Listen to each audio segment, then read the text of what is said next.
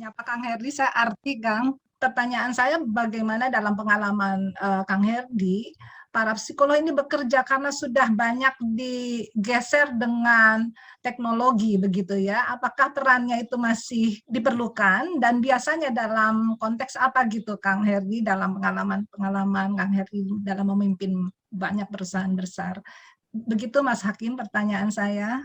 Wah, terima kasih Mbak Arti. Mbak Arti Ubaya ini Universitas Surabaya, betul? Betul, sekarang saya Oh. akademisi Kang Herdi, dulu saya psikologi Unpad. Oh, yang di mana? Di Ngagel, Mbak? Atau di gedung? Di Tenggilis kalau Tenggilis. kampus saya Oh, di iya. yang di Ngagel hanya rektoratnya saja Mas Hakim. Siap, Matur nuwun. Kang Herdi, mangga langsung dijawab, Kang. Ya. Jadi ikut-ikutan manggil, Kang. Saya memang karena orang Sunda di lingkungan sekolah, semua manggil Kang. Jadi kalau acara-acara di kantor juga teman-teman tim saya suka bikin, kan saya senang ngobrol ngobrol bareng santai, ngobrol bareng santai sareng Kang Herdi. Jadi saya senang langsung dapetin belusukan gaya kantor lah gitu ya. Jadi dapetin dari bawah. Ini pertanyaannya sangat menggelitik banget bagaimana psikolog itu peranannya dengan dinamika teknologi semakin berkembang.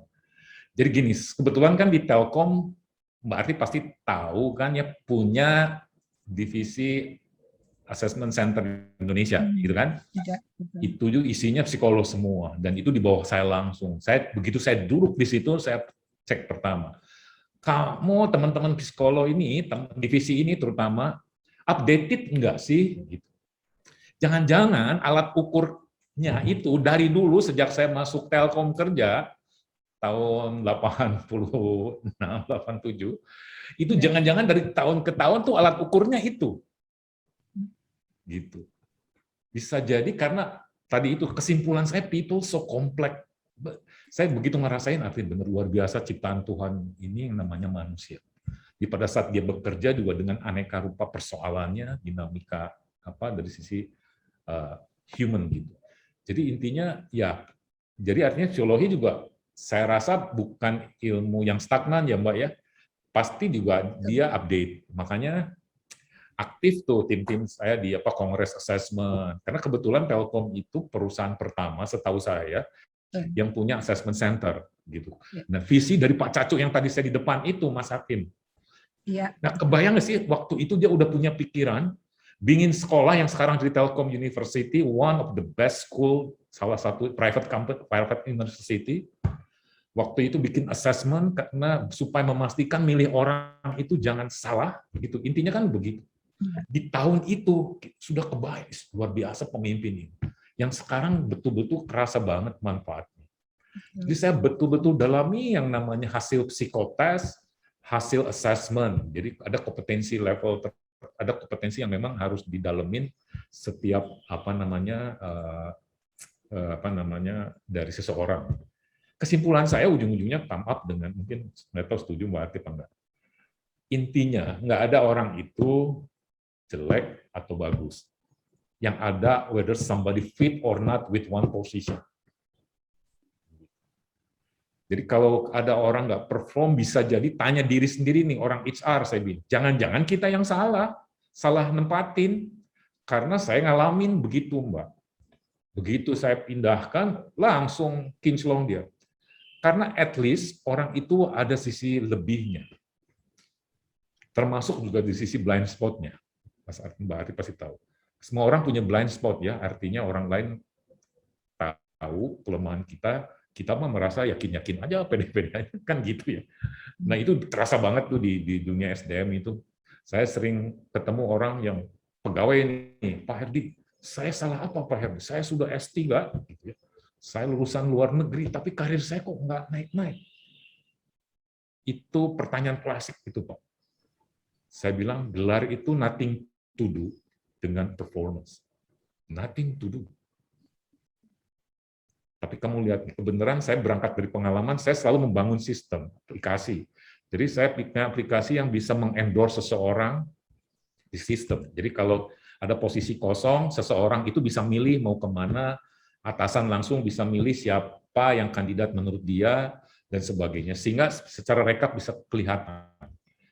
Gara-gara sistem yang saya bangun itu, saya bisa nunjukin ke dia, kamu lihat deh, no one recommend you. No one recommend, compare nih seseorang. Ini dia rebut scoring endorsement-nya tinggi banget. Semua orang rebutan pengen ngambil dia untuk duduk di posisi. Jadi orang baik itu rebutan, tapi lebih ke perilaku gitu. Orang baik itu pasti rebutan. Oh, buat saya. Tapi sebaliknya, ini pengalaman tuh kalau di sidang talent committee, pengalaman saya. Ada orang yang saling nggak mau kan, jangan taruh di tempat saya, Pak. Jangan taruh di tempat saya. Wah, ini orang kerjanya cuma ngeritik doang nih. Kerjanya suka ngomongin atasan, buah kerja susah. Gitu. Nah, itu social assessment itu didapat di sistem saya itu kayak seperti itu. So, makanya saya advice-nya, jadilah orang-orang yang dicintai, yang dirindukan pada saat kamu nggak ada khususnya. Jangan orang bahagia tatkala kamu tidak ada. Itu rumus. Karena kelihatan banget. Karena profiling itu saya jadiin sistem gitu.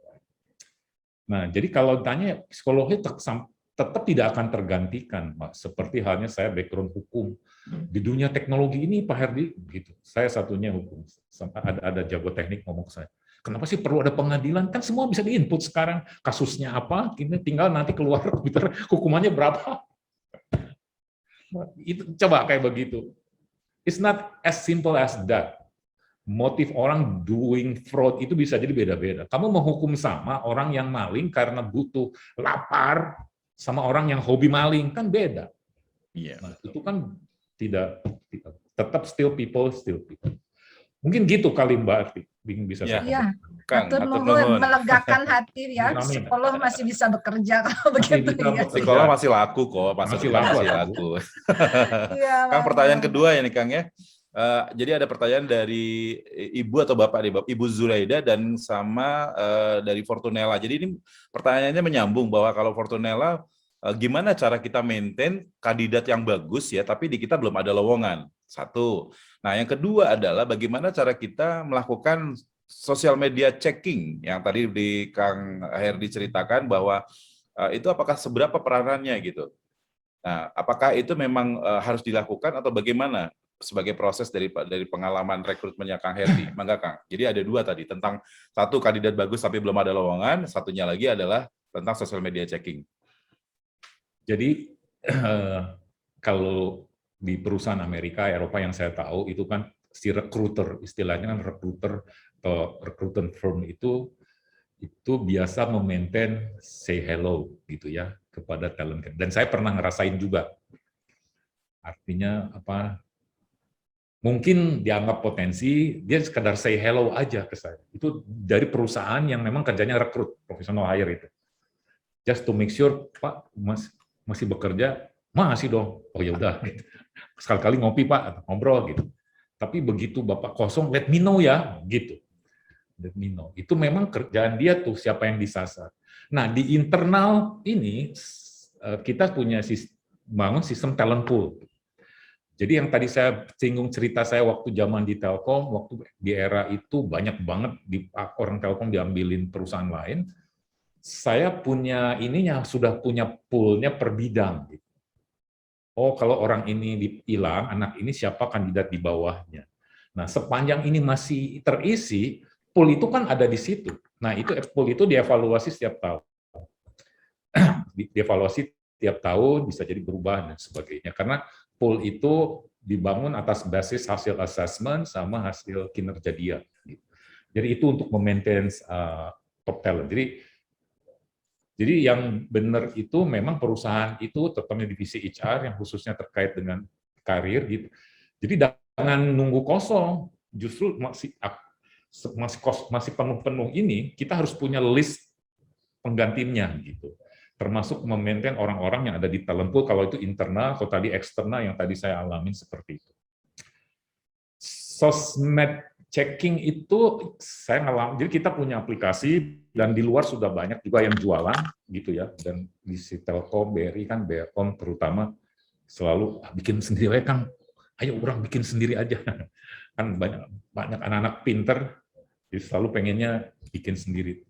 Intinya itu gini, jadi cara kerjanya itu, kata-kata bad words, atau kalimat bad word atau yang tidak senonoh itu dimasuk database.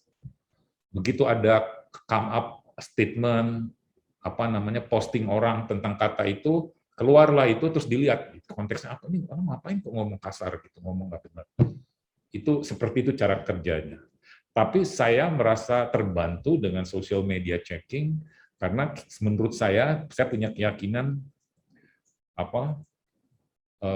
you are what you post. You are what you post. Kamu yang posting apa tuh refleksi kepribadianmu seperti apa. Dan ini kerasa banget kalau memasuki pilpres, pilkada gitu ya, isu-isu kayak begitu kelihatan banget. Orang yang positive thinking selalu positif. Siapapun pemimpin yang terpilih, meskipun bukan pilihan dia tetap tone-nya positif. Contohnya kayak begitu. Karena that's the impact of democracy. Siapapun kita harus hormatin keputusan. Kerasa banget. Tapi yang sebaliknya tone-nya negatif, pokoknya apa yang dibikin bagus oleh orang yang terpilih, oleh pimpinan yang terpilih, pokoknya diserang aja, dihajar terus. Karena dia bukan yang saya pilih. It's kind of attitude itu seperti itu. Orang kayak gini biasanya kalau kerjanya ngeritik atasan, ngomongin anak buah aja. Jadi enggak great mind kalau bahasa. Ya, karena saya, mungkin closing statement saya, mungkin dari perspektif perusahaan, you just focus in building people and your culture. The rest is going to be followed. Itu aja pesan saya. You just focus in building people, leading people itu mulai dari the way you recruit, develop, and retain-nya tadi. Kan harus di-maintain tuh yang tadi Pak Isdar itu, sistem reward dan sebagainya. Dan fokus you build your culture. Tapi yang dibangun secara kesisteman. Mungkin itu, selebihnya sukses buat teman-teman dan sehat selalu.